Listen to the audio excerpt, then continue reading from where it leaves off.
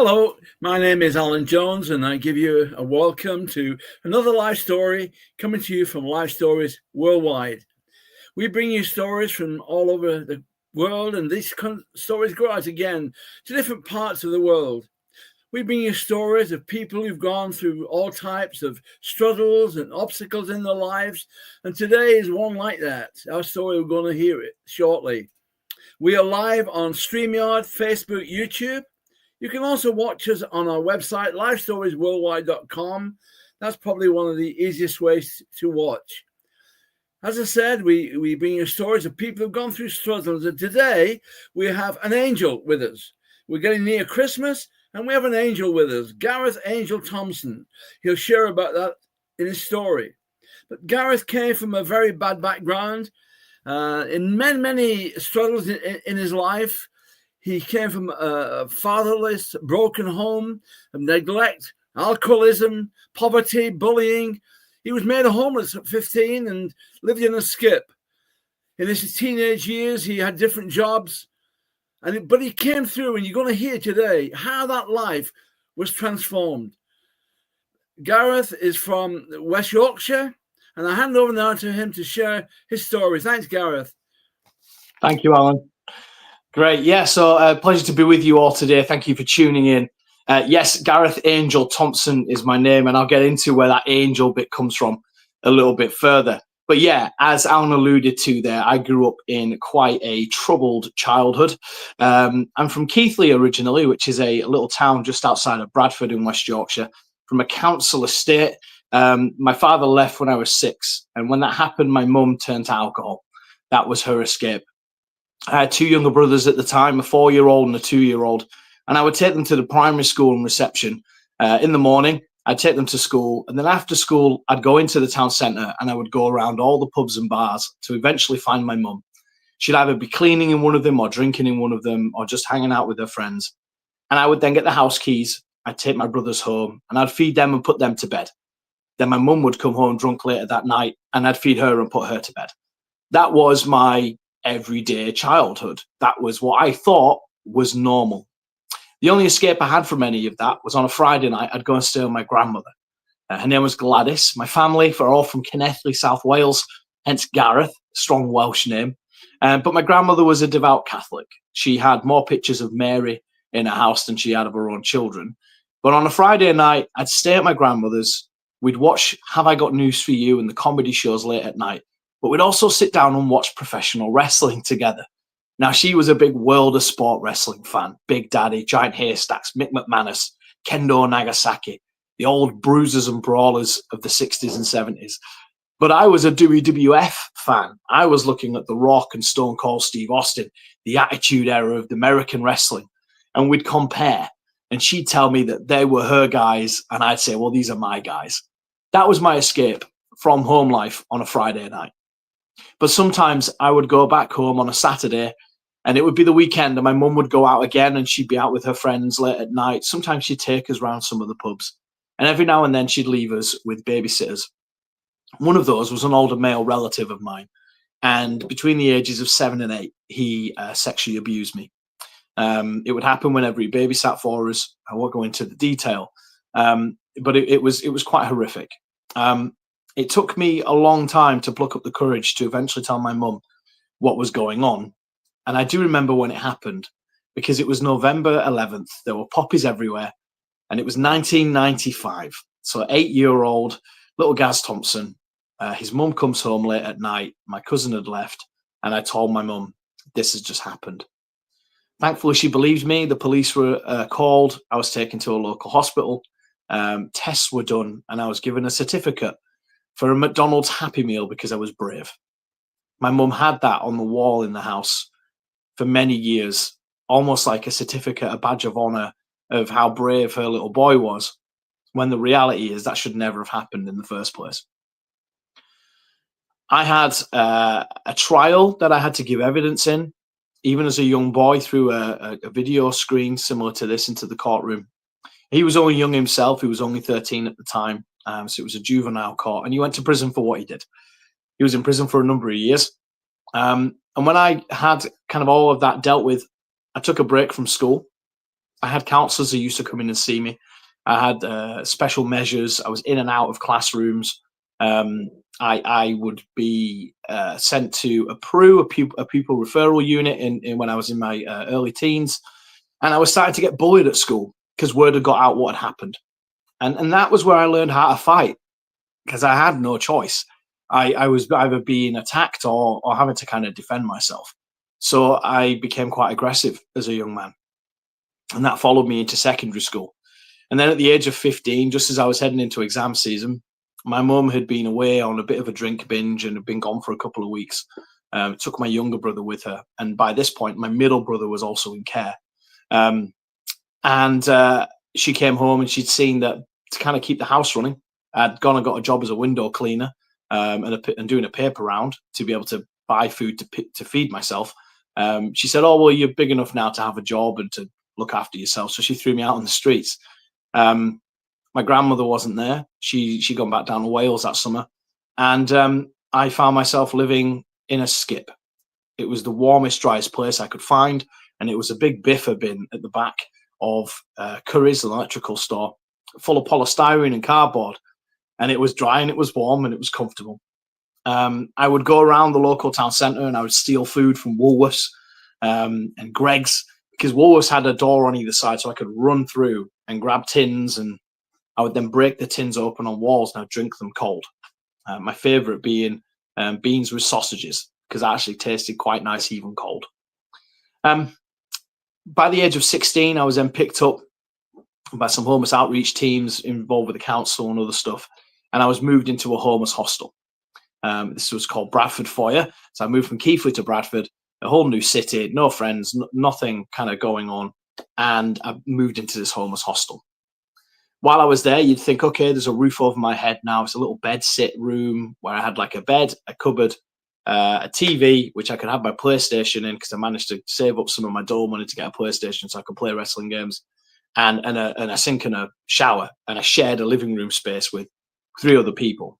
Okay, I'm off the streets. There's a roof over my head. I've got a PlayStation. I'm starting to look for work. You'd think, okay, this is good. But actually, in those hostels, there's a lot of broken people. A lot of people who have been through stuff and ended up there, similar to how I had. And they all stole from each other. They all fought with each other. There was people taking drugs. There was people self-harming. It was a really horrific place to be. And again, I'm there having to fight and scrap and to survive, essentially, as a young man. By the age of 2021, I managed to get out of there. I found myself back in Keighley. I've got a roof over my head. I was renting. I'd been bouncing in between jobs, trying to keep jobs down. I'd racked up a couple of debts. I didn't know how to run a home. No one had taught me that you had to pay for water. I thought it was 3. I didn't even know what council tax was. And so whenever I'd have a good wage come in, I'd buy things and try and kind of keep on top of things. And then I'd lose the job 6 to 8 weeks later, and then I'd have to find another. And this just caused a whole mess in my finances. And then one day I came over to Bradford to go and get a piercing. I've got the long hair and the tattoos, and that's all kind of part of the scene that I was in at the time. And I got my tongue pierced. And as I left the studio, I was with my girlfriend at the time, and she saw a friend across the street and just ran over, and they kind of were catching up and so happy to see each other. And so I joined them, and there was another guy there who was the other girl's partner, and they said, "Oh, come back to ours, we can hang out." It's a couple called Donna and Eddie Teal. So we started hanging out, with drinking beers and playing Call of Duty, and we struck up a friendship with these guys. And over a number of months, we used to come over every other weekend and hang out. Then randomly one morning, while I'm admittedly hungover, they said, "Do you want to come to church with us?" Now, I'd been to church as a kid. My primary school and secondary school was Roman Catholic. My gran took me to mass sometimes. So I was expecting pews and organs and choirs. I even sang in the choir as a young boy.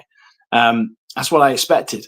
But when I walked into this church, St. John's, West Bowling in Bradford, there was open seating, there was a live band, there was coffee, there was kids running around at the back, like jumping onto big bean bags. And it just felt very, very different. And the vicar, Howard Aston, shook my hand at the door and took me for a coffee. So I walk into the service, and with my girlfriend and our friends, and I sit second row. I wasn't so keen to sit at the front, but I thought I want to kind of be I wanted to kind of take this in and experience it.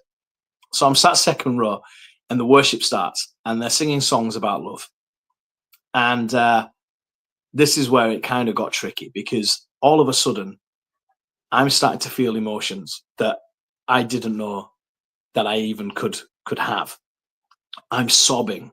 There's tears running down my face. I'm shaking, and they're singing, and I'm trying to sing. And before you know it, about 2 songs in, I am ugly crying. I am weeping in the second row. I got it together for the preach. Can't remember what Howard said, but at the end of the service, a guy came over to me, and he said, "Hey, I saw you crying." And I was like, "No, you didn't. The hard act came on, right?" I'm like, no, you didn't see me crying. And he goes, "No, I did, and I can tell you why." Okay, then, amuse me. If I was crying, why would I have been crying? And he said this, and it stuck with me ever since. He said, "You've just felt love for the first time in your life, and you didn't know what to do with it." And that was correct. That was nail on the head. He couldn't have got any better. Clearly, divine Holy Spirit moment there, him speaking to me. And I had no answer for him. And he said, "You need to give this a go. You need to give Jesus a go." So I started attending the church. Every other weekend, we'd come over and hang out with Donna and Ed, and we'd go to church. They'd have Saturday night services that were a little bit more kind of relaxed. So we went to those. And I went to a home church, and I got stuck into Bible study and prayer and trying to figure things out and asking questions and trying to learn all about Jesus and about what his ministry meant, and digging into all the books of the Bible and why is it written the way it is. And I had a lot of questions. And I thought, I'm kind of heading in the right direction. I've got myself moved over to Bradford. We got a house near the church. I'm working again.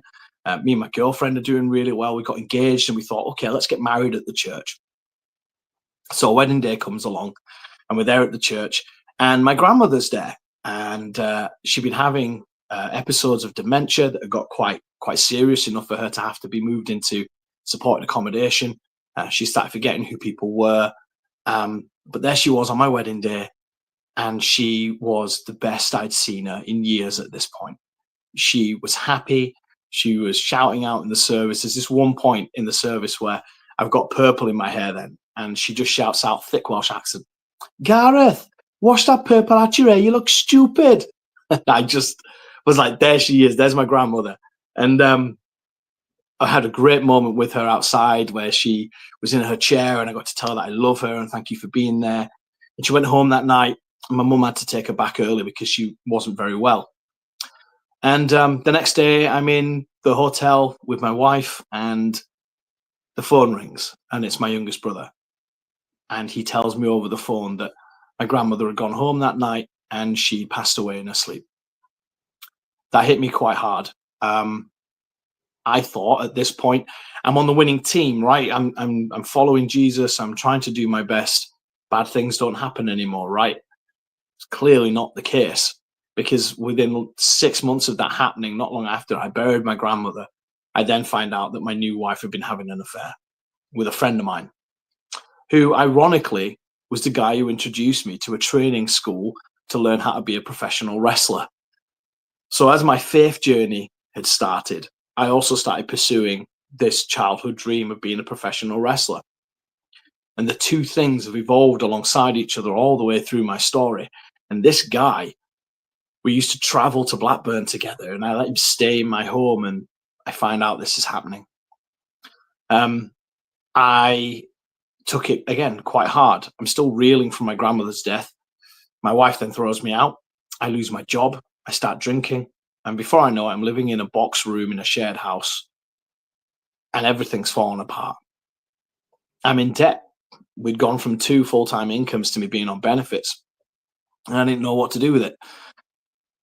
And I'm there in this room, and everything's closing in, and everything feels like it did when I was in that hostel, when I was in that skip, when I was in that bedroom after what had happened when I was a kid. And I just reverted back to what I did before. I just mask on, survive. And I stopped going to the church. I stopped praying. I stopped giving God the glory because I didn't really feel it. And then a guy from the church called Dave Kendall. And if there's any men listening here who are Christians, or any men who aren't even, find yourself a good Christian guy, because Dave Kendall literally came to my house, kicked down the door practically, and sat in my kitchen with me and said, guys, I want to help you deal with what's going on. He knew I hadn't been at church. He knew that my marriage had fallen apart. And he's like a middle-class guy. He spoke so posh compared to me. He's this Yorkshire lad. And he wasn't a fighter. Yet he sat across the table from a professional wrestler who's been scrapping since he was a kid. And he's talking straight to me. And he's saying, we need to get this dealt with. And so we went on a journey together. I really bonded with Dave. We're still good friends now. And we went on this journey of forgiveness. He identified quite early on that a lot of the character traits that I had and the damage that I was carrying was from my childhood, and it was from bad things that happened to me. So he was like, we need to kind of deal with that and put it on the cross, and we need to give it to Jesus. So I went and had a very long and frank discussion with my mum about my childhood and what had happened. And every now and then she'd pull out a social services report and she would say things like, oh, but there was food in the cupboard. And I'm like, but Mum, that's not the point. And we had to really hash it out.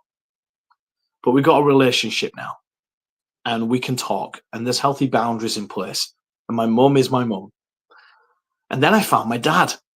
It turned out he'd been living in Keighley that whole time. He'd seen everything that had happened from a distance, but his relationship with my mum was so broken that they couldn't, either of them, get over that they both needed to be there for their kids. And so my dad just ejected himself and just watched from a distance. Now, me and my dad, we went to the pub and we had some tears over some beers and we hugged it out. And I told him, I forgive you for not being there. I forgive you for whatever happened between you and my mum. I just want to be your son. And I just want you to be my dad. Can we just draw a line in the sand and start again? And that is still a tough relationship. With both my parents, I would say that they would both have a attitude issue if I went to see one rather than the other. And they would phone me, why did you go see your mum first? Why did you go see your dad first? And I'm now, 37 years old, and I'm like, Mum, Dad, this isn't the way to act. Like, healthy boundaries, we don't talk about it. But I do have a relationship with them both, as far as they're willing to have those relationships. I got back with my wife, and there were further affairs. And I will say this, and I say this every time I share my story, that forgiveness doesn't make you a doormat, and that if someone continues to hurt you and continues to treat you bad in a relationship, it's okay to leave that relationship.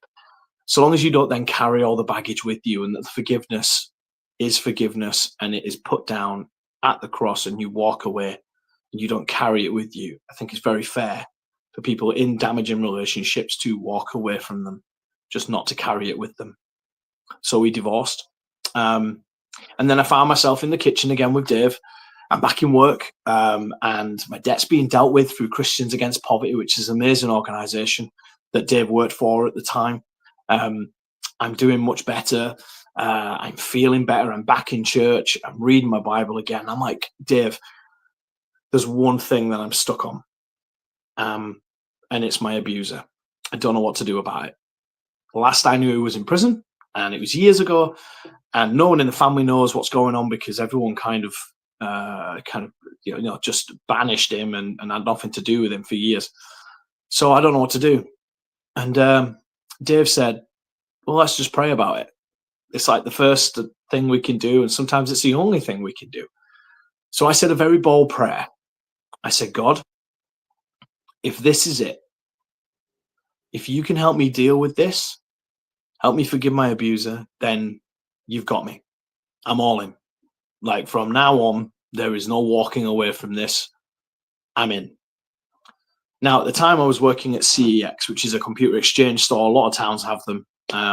Full of people who looked like me at the time with the long hair and the tattoos. And I'm at work and I'm serving on the till. And this is the very next day, my abuser walked in and joined the queue. Now, I'm 23, 24 at this point. I've been wrestling for a couple of years. I'm not a little boy anymore. I'm a full-grown man. There was a lot of feelings that went through me at that moment. There were some feelings that I could jump the counter. I know that the fire door doesn't work and he's not getting out of the building.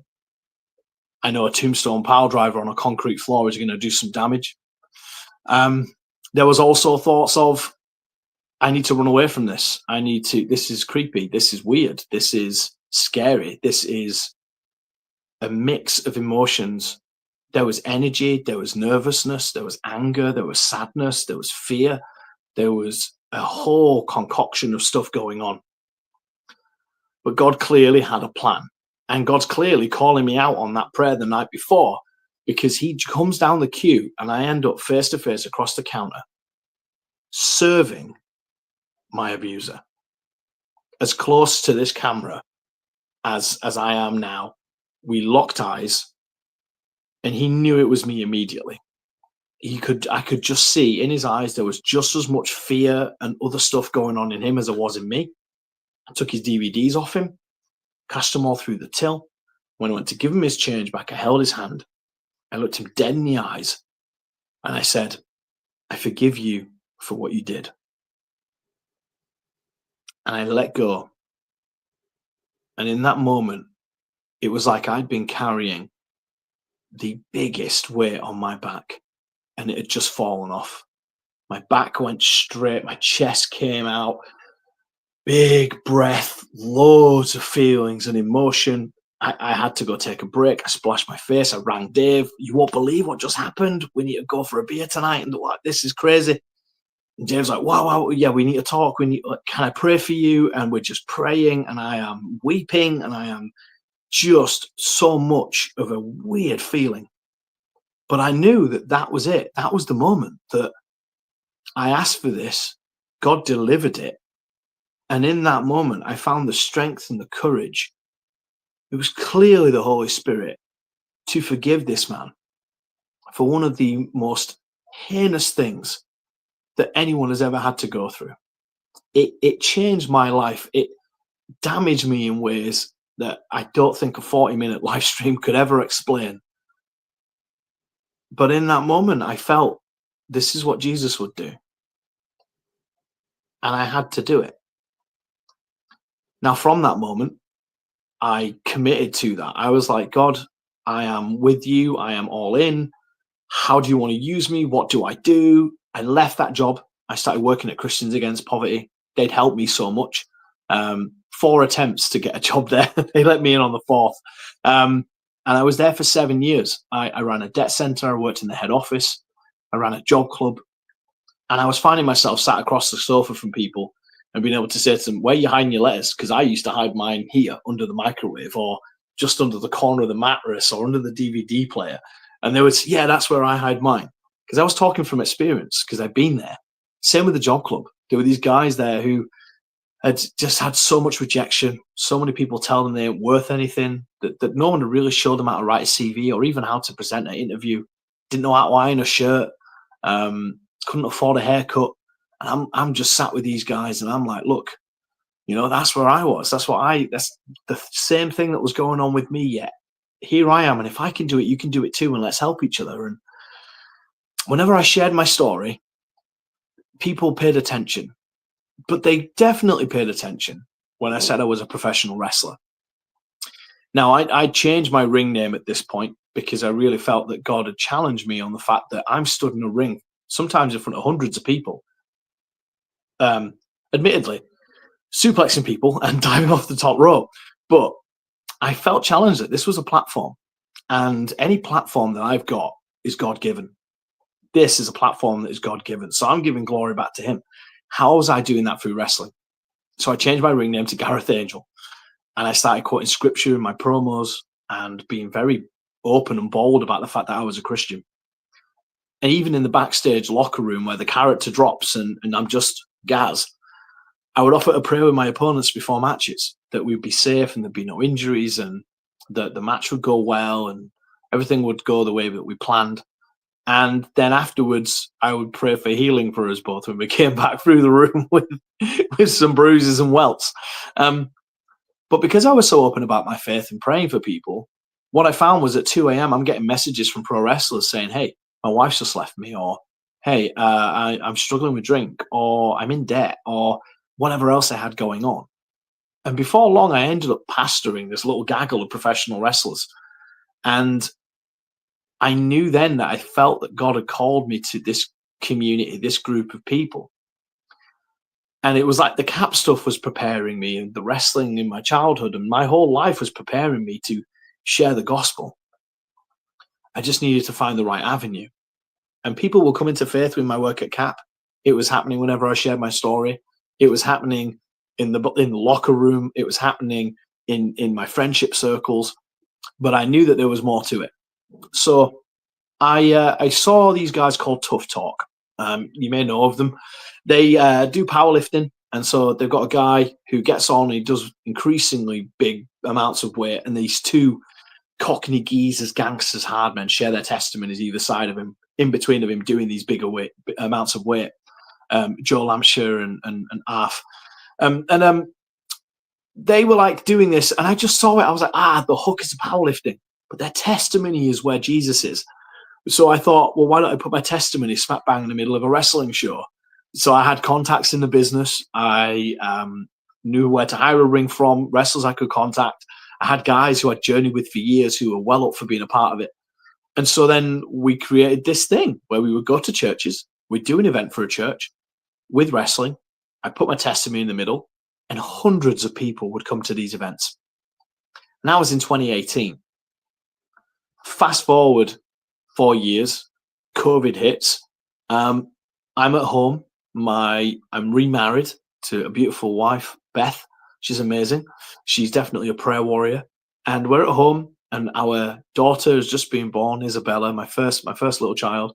And I'm like, we can't wrestle while socially distancing. So I have got some time to think about this. The one thing that's missing from these events that we do when we go to churches and we leave is the community. Now, the churches run Alpha and everything on the back of it. We suggest that they do, and other courses that people who, if they respond to the gospel, can join in with. But back home, I'm like, I want to set up a training school. So in 2021, we did just that. We set up a training school with a church in the city centre called Fountains. They were a brand new Church of England resource church that had a space that wasn't really being fully used yet. They just moved in. And so we started a training school, and people were responding to the gospel. And then we thought, okay, well, let's do a church service with the wrestling. We'll do David and Goliath, and we'll put a baptism pool at the side of the ring, and we'll baptize these guys who are coming to faith. And then the BBC came knocking. And I tell you, God has just been through this, because the BBC came knocking, and they want to do a half-hour documentary with us about this whole crazy wrestling church thing. And then they featured the baptism of 3 of our guys on BBC TV, prime time, 8 p.m, BBC One, smack bang, right there, the gospel. This guy who I talked off a bridge, a pier even, he was going to end his life, and he phoned me, and I talked him off. And when he got home, I met with him, and we chewed it out, and he gave his life to Christ and went to be baptized. They shared his story, and they shared my story very openly and bravely on national television. And within weeks of that happening, this whole thing just exploded. Next thing you know, we're doing monthly events, and we're baptizing people. Every other month, we have to get the baptism pool out. And we now got a community of people who are walking with Jesus, who are now Christians through this. Some of the wrestlers came to faith, and we're baptizing them too. And we moved it to Shipley, which is just 5 minutes from my house right now. And even in the last few months, we've been in the Times, the Daily Mail. We've been on Australian, French, Japanese TV. Sky came with us, and we had some celebrities in the ring, dressed as Adam and Eve versus the snake. And God is just sharing my story in all these different places, and people are coming to faith left, right, and center. And I'm just so grateful to God that I now have a beautiful wife and 2 beautiful little girls, with a third on the way, in a family home that Jesus is the center of. There is no debt, there's no abuse, there's no alcoholism. I'm present. These girls know Jesus. They're going to grow up in a world where they're going to be empowered and loved. I have people who I journey with now who have been through all the stuff that I've been through, and who are now walking with Jesus just from being brave enough and bold enough to share my story. And I don't look at my past as me being a victim. I look at it as Jesus having victory over that, because it doesn't define who I am. It doesn't change how I act. If anything, it emboldens me to be able to speak from experience and share with people in their darkest places that there is light that can overcome it, and it's Jesus. And that, gentlemen, and anyone who's watching, is my story. And I hope through that you've felt something, that you've maybe had Jesus knocking at your heart. And I just want to pray that you act on it. And I can see Alan's come back, and I'm sure Alan can cap that off. But thank you for your time today and listening to my story. Gareth, that was wonderful. What a wonderful story. I heard it before, but I've heard more today than I heard before. And it's wonderful to hear how God is using you. And it's true that all things work together for good to those who love God, to those who are called into his purpose, who don't understand it all. But in your life, it's all worked together for good. We can thank God for that. Yeah. And you're watching this and hearing Gareth's story today, you've seen the change in Gareth. You've seen how his life has been completely transformed. And you can have that same transformation in your life. And this is what Christmas is all about. The Bible says we've all sinned, we've all come short of the glory of God. And that's why Jesus was born at first Christmas. He was born with a purpose, to go to the cross, to die in your place, to take the punishment for your sins. That's why he came. And all we have to do is waiting to come into your life and change your life. If we will confess, yes, Lord, I know I'm a sinner. I know I've done things wrong. I've broken your law. But I believe, Jesus, you died in my place. You shed your precious blood to take my sins away, and invite him into your heart and life. And if you do that, he will come in and you will receive the free gift of eternal life. This could be the best Christmas you've ever had in your life. A Christmas with Jesus, with Christ. So if you're sincere, I want to pray this prayer sincerely with me. If you really mean it from your heart right now. Say this: Jesus, I know I am a sinner, because your word tells me that we've all sinned and we've all come short of the glory of God. And that includes me. But I believe, Jesus, you came that first Christmas to go to the cross, to die in my place, to take the punishment for my sins. And you poured out your precious blood to wash my sins away. I repent of my sins. I turn away from them.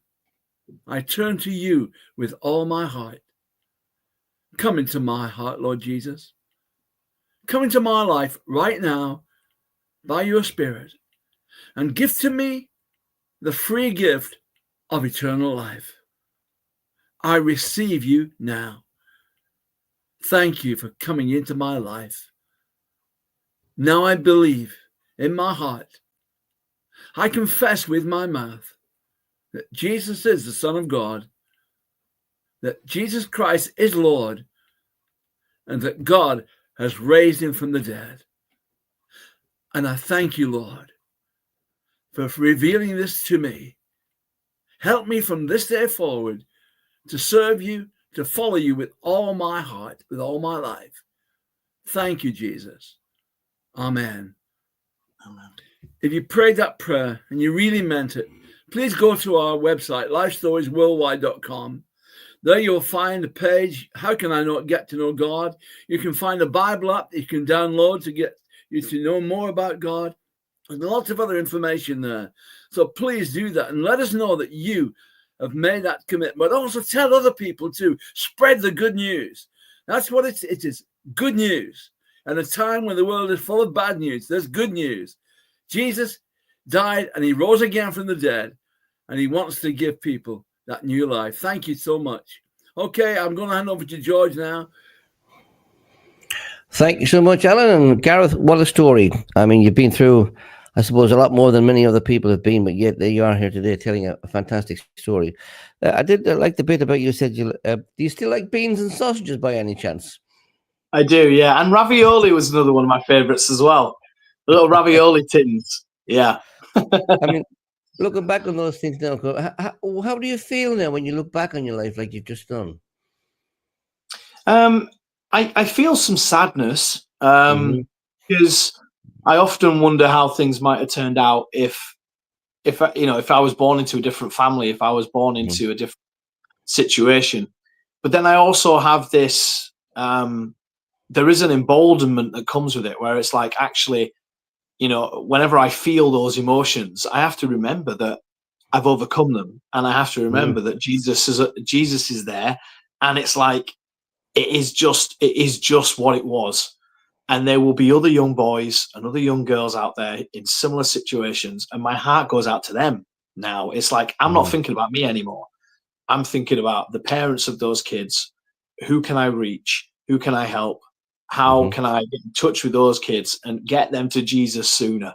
If that makes sense, to be like, look, we want to help you and get that stuff transformed and changed sooner. And that's where it takes me. Now you seem very strong in yourself now in your faith at the moment. But when you were a young boy, of course, when the abuse was happening, how did you find the strength to actually, tell your mother? Well, like I said, it took a year. I Yeah. think a lot of it was I'm 7 or 8 years old. My daughter's 4 now, and I did not understand what was going on. Mm-hmm. And I think I didn't realize until I had my own kids that there is a whole different sphere of. I had to kind of re-forgive, if that makes sense. When Oh, I of became course, a yeah. parent, I had to go back through all that stuff that had happened and go back to my mum and dad and be like, I can't believe you let this happen Mm-hmm. to to your child. I was so innocent. I didn't know it was any different. It Mm-hmm. wasn't until I wasn't really telling my mum when I did tell her that it was sexual abuse that was happening. I told her that he'd hurt me because he'd hurt me. And she was like, where? And obviously then I explained, and immediately that, police were called and whatnot. So, the strength really just, I think it came from somewhere I can't pin down, to be fair. Mm-hmm. And it was literally like, mum, this is, there's blood. This is not good. I'm Mm-hmm. hurt and I need to tell you, and it's painful. And I think as I got older, I realized just how severe it was. Mm-hmm. And after speaking with many other men who have been through similar things, it does just fracture you as a person. Um, there is a time before and a time after. There is a clear division from when Mm-hmm. that happened. The differences. Yeah, no, very hard, very, very hard. And it's still painful to talk about it now, to be fair and Yeah. honest. It might, I've delivered that to camera and I've shared the story 100 times, if not more. And I still feel it. And I'm able to Mm-hmm. keep a lid on it. And, I'm prayed up before I share, and I'll be prayed up after I've shared, because there is a heaviness that comes with this. But I truly believe that my vulnerability and my openness and honesty will hopefully be enough for others to be able to move past it themselves, I hope, in Mm-hmm. sharing. And where were your brothers in all of this going? All this, what happened to your brothers in all of this, if Well, anything? they were in the room next door. So Mm-hmm. in our house, it was a 3-bed. My mum had one room, I was in the other, and then the third room had both my younger brothers in. They were sharing. And it was only ever me that Right. he did things with. Yeah, and like I said, my middle brother went into care at quite a young age as well. He was taken away. We always had social services visits, which at the time I thought they were just nice people taking us out to the park, but Mm-hmm. actually they were doing assessments and other stuff. And yeah, no, it was weird, because I look at it then and I'm like, oh, it was just normal, but actually it was so far removed from normal.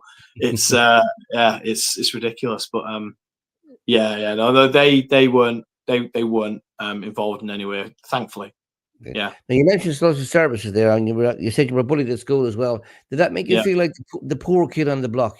Poor me. Did you ever feel like that? I was the poor kid on the block. We Mm-hmm. definitely had hand-me-downs.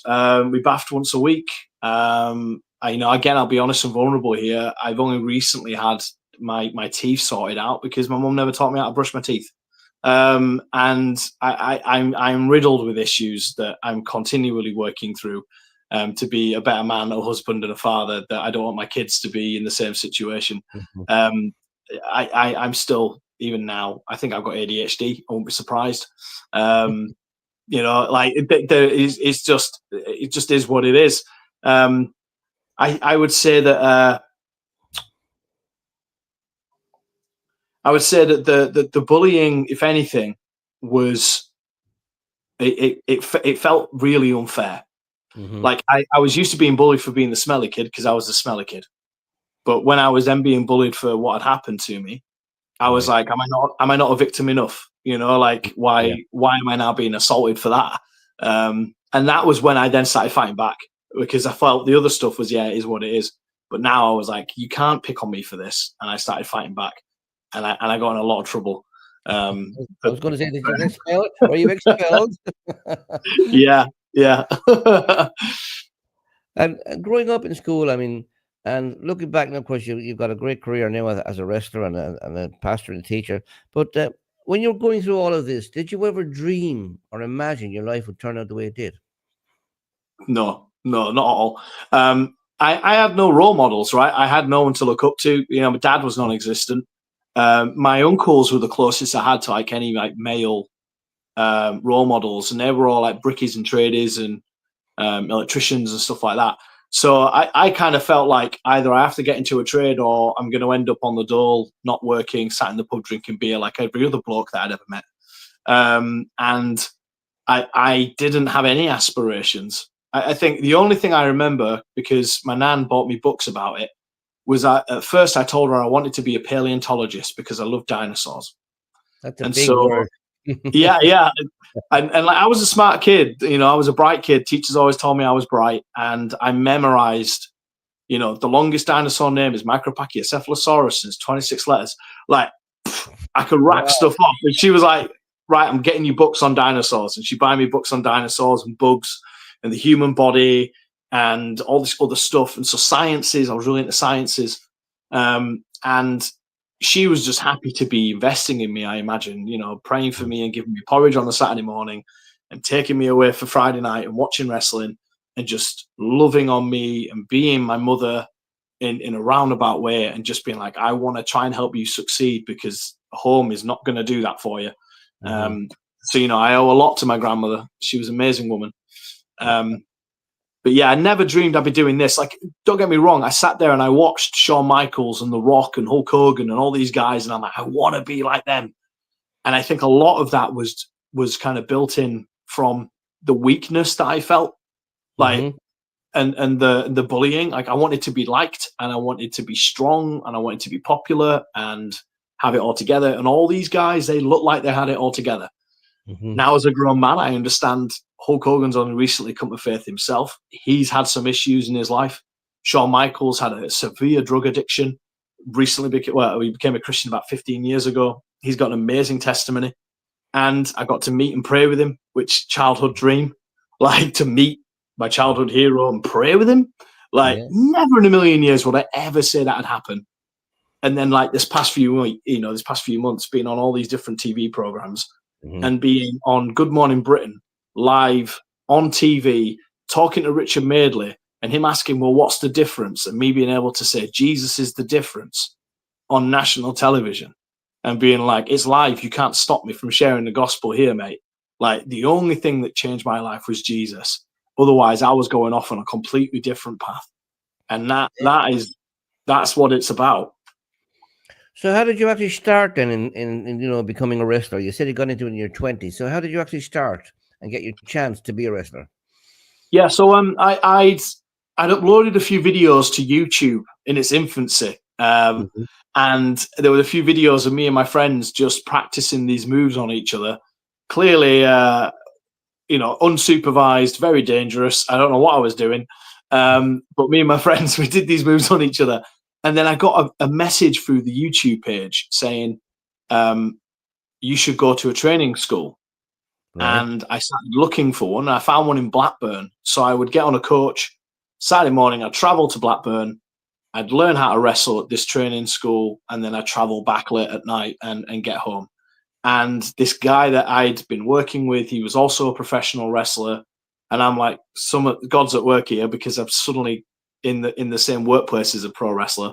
He starts coming to training with me. He starts teaching me some stuff. And then within 6 months, I was on shows. It was like, it just flew through the training academy. And I think a lot of that was because I kind of had the stuff they couldn't teach. It was like, to be a wrestler, particularly the style that we have, you need to not only have the performance, but you need the personality. And like, you can learn how to do all the moves, but if you're just dry and people don't care and people haven't got anything to kind of, get from you, then you're not going to succeed. Whereas I had all the charisma and the showmanship and the bravado and all that kind of stuff. And they were like, well, we just need to teach you how to do this stuff properly and safely. And you'll be on your way. And that was, 14 years ago now. And, here I am. I've been winning championships, touring the country, doing some phenomenal stuff. And I feel like I'm the best I've ever been at this point, even at 37. I'm still having great matches. Is that why you dropped the name Angel in the middle of your name? Yeah. So, like Dwayne "The Rock" Johnson, he changed his name, didn't he? Well, this happened because when we had the BBC documentary, people were Googling Gareth Angel Thomson, because throughout the documentary, they introduced me as Gareth Thomson. But then when they had the wrestler, they said Gareth Angel. But people were kind of searching for both. So that was a Google Analytics thing. I was like, what are people searching for? And how do I take advantage of it? And then there were people were searching for the full thing. So I was like, right, I'm just going to have to introduce myself as that now. And that seemed to have stuck. So it just kind of ties it all nicely together, I guess. That one even confused Alan, would you believe? When we were going to ask you to speak with us. Now, of course, looking back on your life now and how bad it was and how good it is now, do you think God was training you in some way to be who you are today? Yeah, definitely. Hindsight's a beautiful thing, right? That we can, at this point, I can look back and I can tell you that there is all these different things. I gave you a quick whistle-stop tour of my testimony just now, but there are other things that I sometimes share where, my grandmother was praying for me all the time.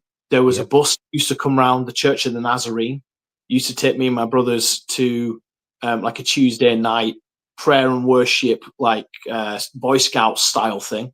When I was at the homeless hostel, the guy who signed me up is a guy called Angus McNabb, who was a Christian. He's now a friend of mine, and he goes to the church across the street where we're doing the wrestling. So it's surreal for him to know I picked this guy off the street, and now look at him. And he's a massive supporter of Kingdom Wrestling, our charity now, which is great. There was a woman who used to come to the hostel, and she used to teach us how to cook. Her son, who's a young teenager, is now training at our training school. And she's like, what? And then even after that, like Dave Kendall, my good friend Matt Barlow, like all these guys have been kind of in and out of my life and kind of being a part of it, all Christians, all guiding me in the right direction, all pointing me in the right direction. And it's like Jesus was just at work in all of these different circumstances, all these different people. And I don't think there's ever a coincidence that there might be someone watching this right now who's feeling like there's a bunch of things going on, and they're listening to this and they're going, oh, he's had this too. That is not a coincidence. I always say it's Jesus, and he is knocking at your heart. Well, you've got the look, you've got the ponytail, you've got the tattoos, you've got the beard, you've got everything.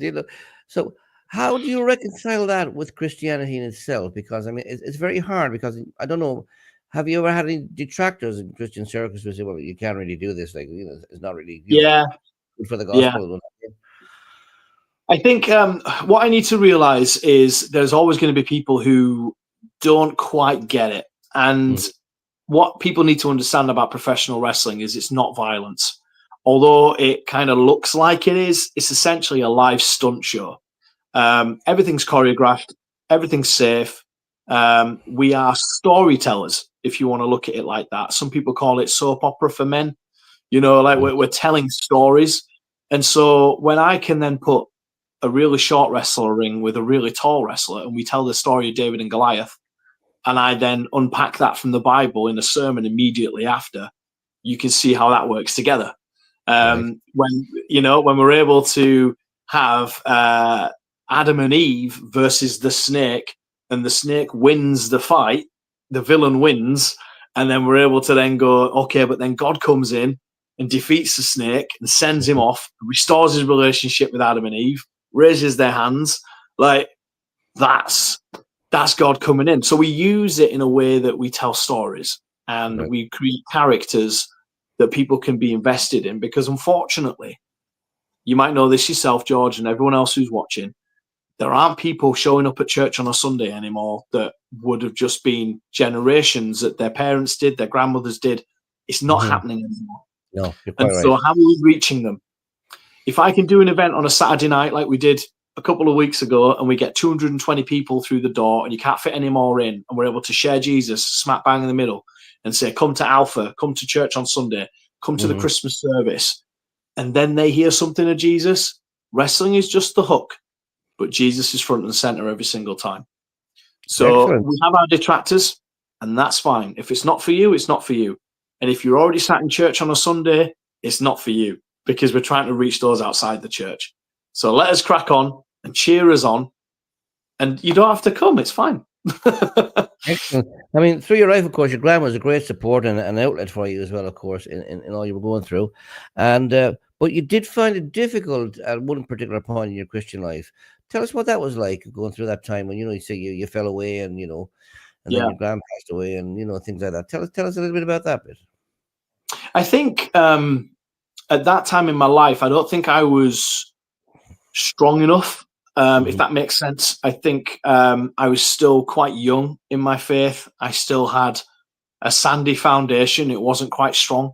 I didn't have the network of people to lean on that when bad stuff happens, I could go to and chew it over and have some outlets. I didn't have my own coping mechanisms.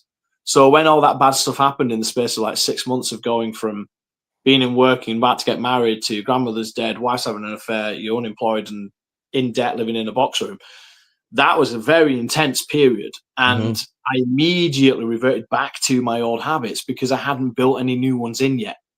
Now I would handle that completely differently. To share a very short story, myself and my wife, just before we had Isabella, we actually went through a miscarriage. And both of our responses to that was to worship. It wasn't to get stuck into the negative emotions of that. There was just this song, The Blessing. It was viral at the time, but it was definitely our anthem.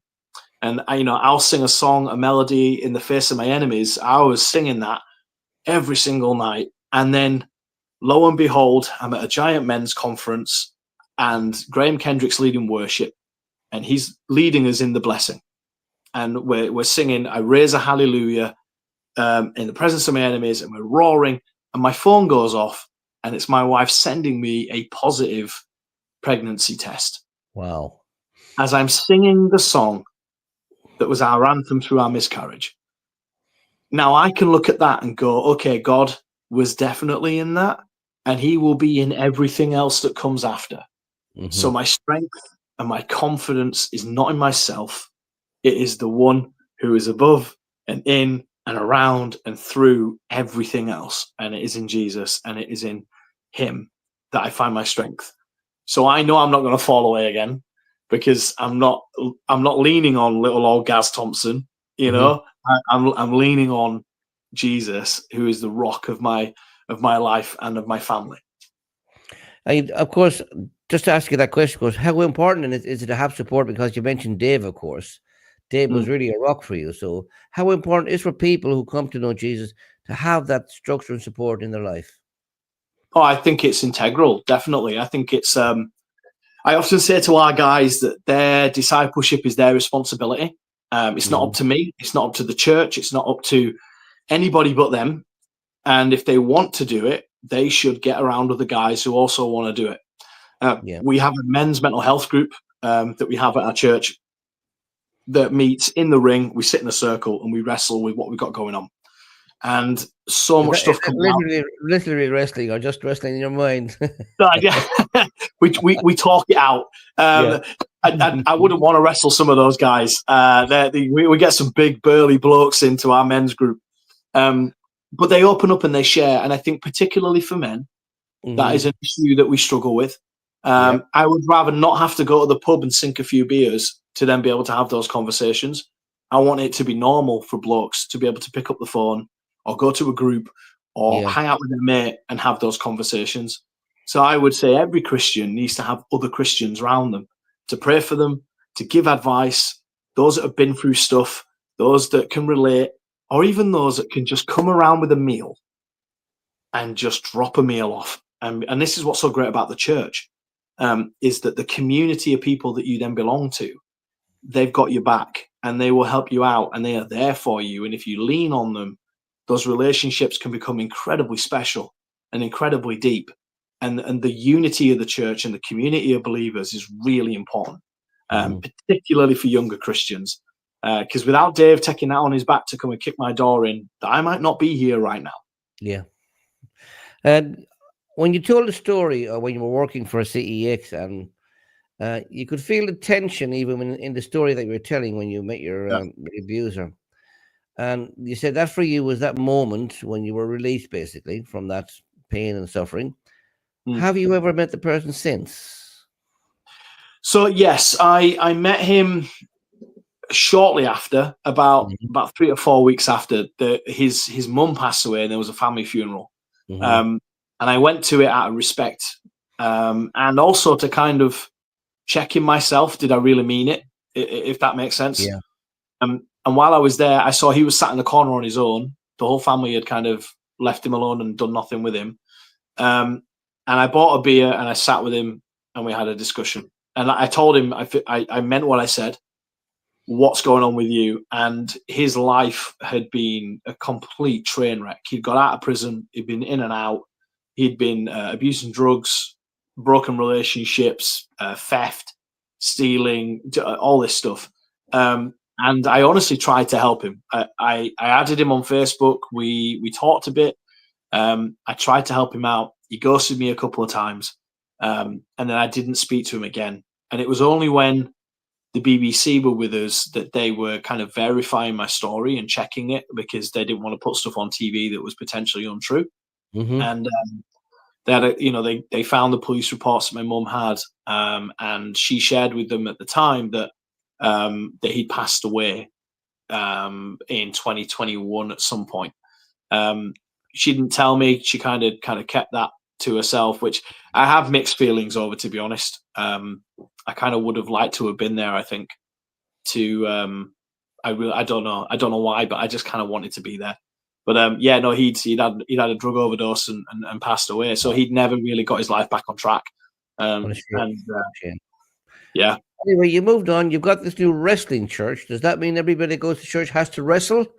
No, it is a misconception. No, people do think that. No, we only the trained professionals get in the ring. Right. What we do is, I kind of mentioned it briefly. We have a couple of bouts where one of the bouts will tell a Bible story or reflect on a theme.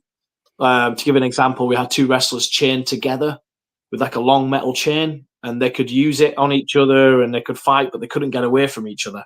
And then after the match, I then preached on the theme of being chained down, and the chain was a weapon and they were hurting each other and they couldn't get away.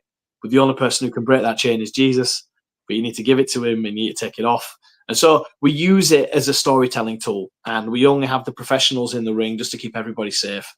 But the people who attend, we are primarily 90% non-Christian, and they are hearing the gospel and they are responding, and we're baptizing them, and they're joining Bible study groups, and they're attending other things that the church has going on, or other churches in the city. They're not all coming to the same one. But these are people now who I've been journeying with for the better part of 4 or 5 years now, and they are thriving, and they're sharing Jesus themselves, and they're kind of doing really well, and their families are improving, and I'm like seeing these guys, I'm like cheering them on, like, come on. But yeah, now we baptized 30 people in the space of a year, and I think we've got another 4 or 5 lined up for April. So it's working. Yeah. Has the BBC documentary helped you in any way? It definitely helped with some exposure at the start when it happened. I think it kind of put us on the map a bit. We got quite a few bookings, some of the churches on the back of it. It definitely propelled me into connecting with other people to see what we can do to grow it, because I connected with Roy Crown and the Gospel Entrepreneurs Program with him, and we're now kind of looking at a point where we've done it in Bradford, we've done it in Shipley.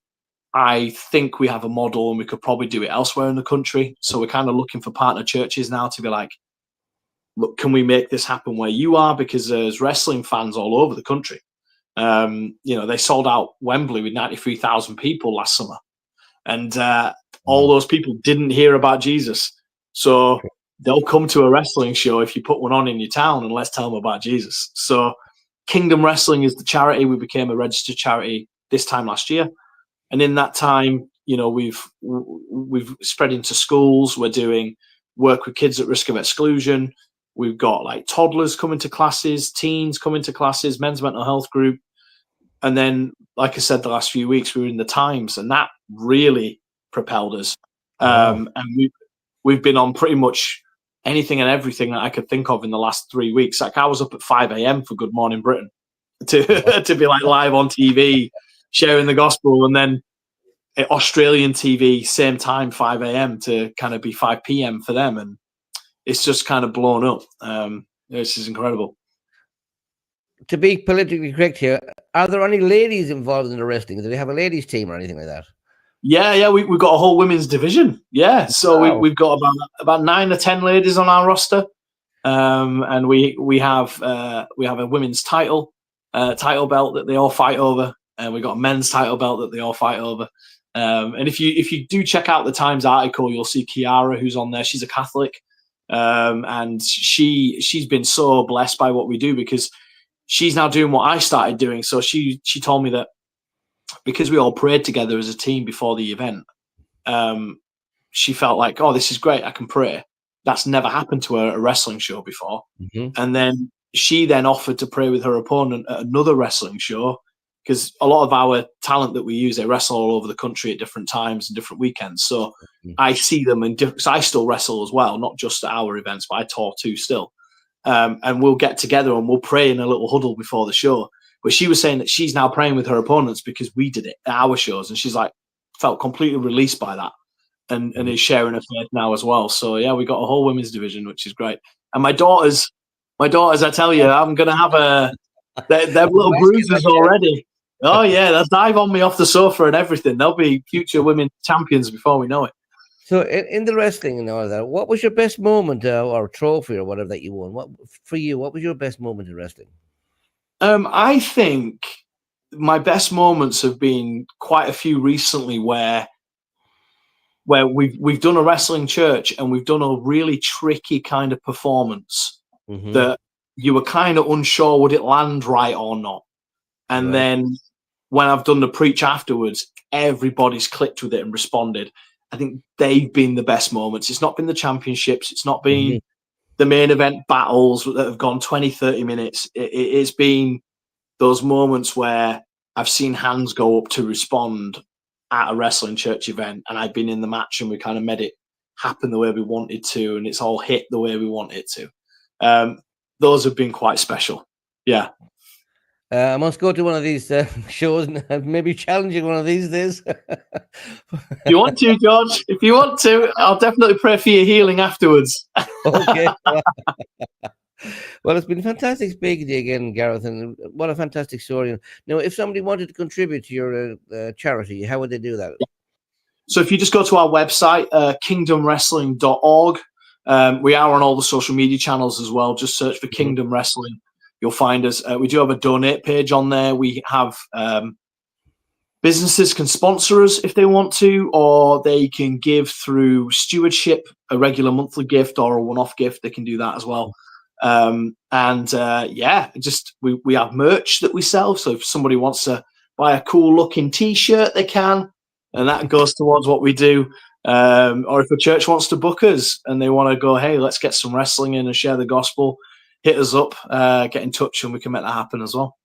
Any interest from the USA yet in your wrestling? You know, we had a potential opportunity in Chicago, but I was just struggling to find some wrestlers local. But hey, you never know what might happen.